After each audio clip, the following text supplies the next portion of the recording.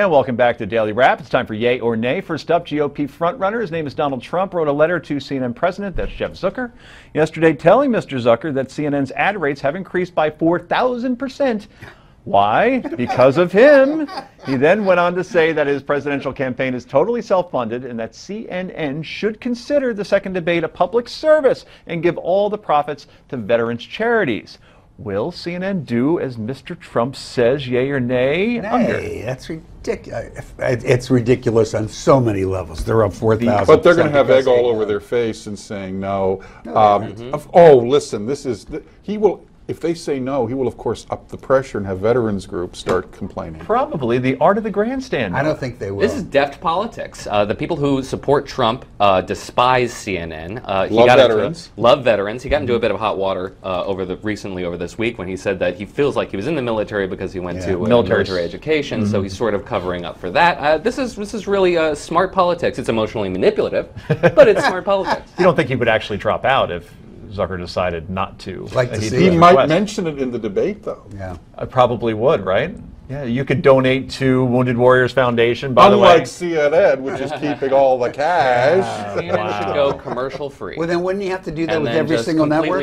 He's willing to do He would have to do it with every network, require every network to do it. Why just CNN? He's flirted with having networks pay him for appearances. Oh, no, the next debate will be single moms. Probably. He'll move the target. I'd like to see him demand that he be paid for a debate appearance. That's the last debate. That would make me happy. Last night was the premiere of Late Night with Stephen Colbert. His second guest was none other than Jeb Bush, and Stephen had a very interesting question for him. Your poster and your campaign poster is just Jeb with a J, E-B, and an exclamation mark. Yeah. Why the Jeb? Why? Because I've been using Jeb since 1994. Yes. It connotes excitement. It connotes... Jeb!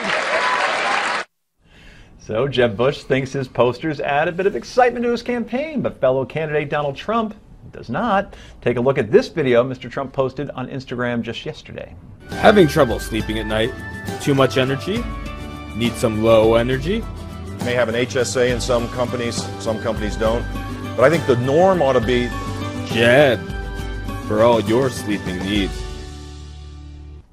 As the campaign continues to get that much more ridiculous. Okay, the clip of the woman sleeping was from a campaign stop in New Hampshire last week. One of the big criticisms of the Bush campaign and Bush himself really is his low energy. Is it too late for Jeb Bush to do anything to invigorate his campaign beyond the Jeb slogan? I thought, first of all, I thought Bush was as interesting as I've ever seen him on the show last night. That was the goal, right? That was the goal, and I think he did it. But you know what offends me? The woman who they showed sleeping was a woman who would work 2 shifts and still wanted to come and see Jeb Bush speak. And she fell asleep. She had been working for 16 hours straight on no sleep. Do you think that somebody would have fallen asleep at a Trump rally? Yeah. She might have. Really? But even if not, why is he making fun of this poor woman? She has to sit there and watch that. I think he's making fun of Jeb Bush, not so much the woman. But she's the one that he's showing. True. And that's baloney. That's not right. And if that's the only way he can score points, well. Well, John, we know Rick doesn't like baloney. How about you? Well, the genius of Donald Trump is he doesn't have consultants. The downfall is he doesn't have consultants to double check those commercials and make sure he doesn't have a problem like that. That's a good point. Noah? I'm shocked that Rick is accusing Donald Trump of being unscrupulous. I find that to be just beyond the pale, and I cannot condone that kind of rhetoric. Okay, finally tonight, Harvard professor Lawrence Lessig announced his candidacy for president yesterday, I believe, after reaching his fundraising goal of $1 million. He says he's running as a referendum president who wants to bring attention to the fact that government, the way it is now, is not working. The only issue he plans to focus on this campaign has been Citizen Equality Act, a bill that would expand voting access, limit congressional gerrymandering, and introducing citizen fund campaigns. Okay, John, jump in. This campaign's going nowhere. This is a perfect example of the abuse of tenure in universities. It gives professors like this too much free time to make mischief. Does he have your vote as a Democrat? No, but he's going to make Jeb Bush look really exciting. Lessig's really boring. True. Final word?